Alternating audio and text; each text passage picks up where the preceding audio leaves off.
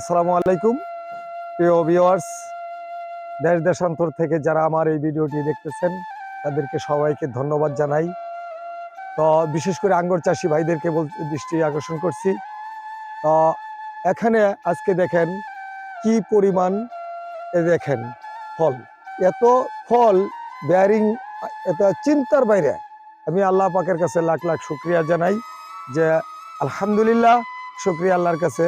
এতটুকু আমি আশা করি নাই যে এই পরিমাণ, এদিকে আসো ভিডিওটা নিয়ে, এই পরিমাণ আঙ্গুর থুকায় থুকায় জ্বলছে। এই আঙ্গুরের বয়স মাত্র আপনার 26-27 দিন হয়েছে। আজকে কেবলমাত্র 26-27 দিন হয়েছে। এত বিয়ারিং দেখেন। এখনো কিন্তু আমি থিনিং করি নাই, থিনিংয়ের একটা ভিডিও দিব, হয়তো 2-1 দিনের মধ্যে আরেকটা ভিডিও ছাড়বো। দেখেন এক একটা গাছে কমপক্ষে সর্বনিম্ন 50 থোকা, 80 থোকা পর্যন্ত আছে, 70-75 এরকম ভাবে থোকা। দেখেন এত বিয়ারিং। দেখেন মাত্র ফলের বয়স অনলি 27 দিন বয়স হয়েছে। এই 27 দিন বয়সে ফলের আমি এখনো থিনিং করি নাই, থিনিং করব। আশা করি আমি যে গাছ যখন লাগাইছি, আমাকে সবাই বলছে যে এই লোকটা পাগল, বাংলাদেশের আঙ্গুর টক হয়, এটা একটা প্রবাদ আছে। পূর্বে অনেকেই 2-1টা গাছ লাগাইতো, টক হইতো। আসলে টক না ভাই, টক হইলে এত খরচ করে, ব্যয়বহুল খরচ করে আজকে এই প্রায় 1 বছরের উপরে আমি এত খরচ করতাম না, কখনোই খরচ করতাম না। অবশ্যই মিষ্টি। দেখেন দেখেন কি অবস্থা, ক্যামেরাটা একদম ফলের কাছে ধরো, এই দেখো একবারে, দেখেন কি অবস্থা। আল্লাহ, শুকরিয়া আল্লাহর কাছে। এখন আর মানুষকে পাগলও বলে না, এখন কোনো কিছু বলে না, হাসে না। অনেকে টিটকারি পারতো যে আঙ্গুর খাবো, বাংলাদেশের আঙ্গুর, আঙ্গুর খাওয়া যাবে না। না, আসলে ভাই বাংলার মাটি এত সুন্দর মাটি, বাংলাদেশের মাটিতে এমন কোনো কিছু ফসল উৎপাদন হয় না যে বাংলাদেশের মাটিতে এই ফসলটা হয় না। সবচাইতে আমাদের বাংলাদেশের মাটি অত্যন্ত সোনার চেয়েও খাঁটি। যে 1 বছরেই বিহারে 6 মাস থেকে এই গাছে ফল আসা শুরু হয়েছিল, কিন্তু আমি তখন ফল নেই। আমি গাছগুলো পর্যায়ক্রমে কাটিং করে করে করে করে এইভাবে আমি আপনার ওই কি করছি, গাছগুলো বড় করছি। বড়ার করে ফুড কাটিং করলাম, ফুড কাটিংয়ের পরে হাইড্রোজেন সানামাইডের পরে এইভাবে ফুল আসছে। তারপরে আপনার জিও 3 ব্যবহার করছি। যাই হোক প্রিয় ভিউয়ার্স, আসলে এখানে বাড়িয়ে বলার মতো কিছুই নাই। দেখেন, এদিকে নিয়ে আসো ভিডিওটা, দেখেন কি অবস্থা, দেখেন একবারে।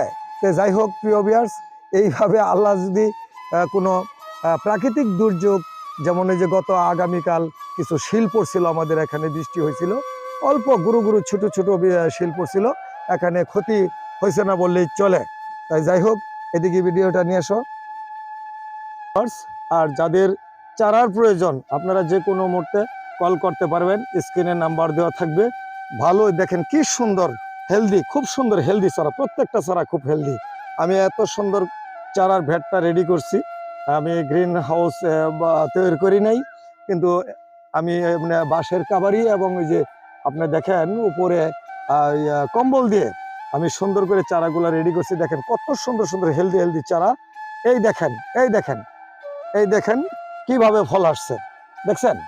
এই দেন প্রত্যেকটা প্রায় চারা মধ্যে কিন্তু এইভাবে ফল আসছে। এটা আসলে ফল এই অবস্থায় নেওয়া যাবে না, আমি ক্যামেরায় দেখানোর জন্য আর কি এই ফলটা রাখছি। আসলে এটা রাখবো না, এইটা রাখতে গেলে এই দিক দিয়ে গ্রোথ হবে না।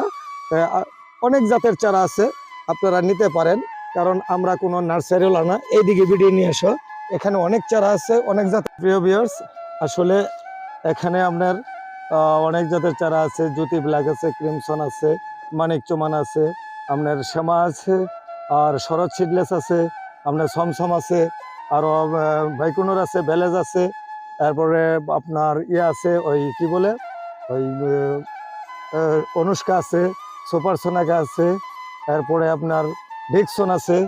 যাই হোক প্রিয় ভিউয়ার্স, এখানে কিছু কিছু চারা আমি সংরক্ষণ করছি, আর এদিকেও অনেক চারা আছে। মোটামুটি অনেক চারা রেডি হয়েছে। তা আপনারা যে কোনো মুহূর্তে স্ক্রিনে নাম্বার দেওয়া থাকবে, আপনারা যোগাযোগ করবেন। আর অবশ্যই আপনাদের কাছে প্রিয় ভিউয়ার্স একটা দাবি রইল যে দাবিটা হলো এটা, এই দেখেন কত সুন্দর সুন্দর হেলদি চারা আপনারা দেখবেন। অবশ্যই আপনারা একটা নার্সারিওয়ালা না দেখে আপনারা ভিডিওটা এদিকে নিয়ে আসো। আপনারা প্রিয় ভিউয়ার্স, আমি যে কথা বলতেছিলাম যে কোনো নার্সারি যারা কোনো চাষ করে না আঙ্গুর, শুধু চারাই বিক্রি করছে, আমি কারো নাম বলবো না, আপনারা তাদের কাছ থেকে চারা নেবেন না, নিলে প্রতারিত হবেন। এবং একজন যারা বাণিজ্যিকভাবে চাষ করছে তারা কিন্তু কৃষক, অনেক টাকা ব্যয় করছি আমরা, এটা পরীক্ষা নিরীক্ষা করে দেখছি, চমৎকার মিষ্টি হয়।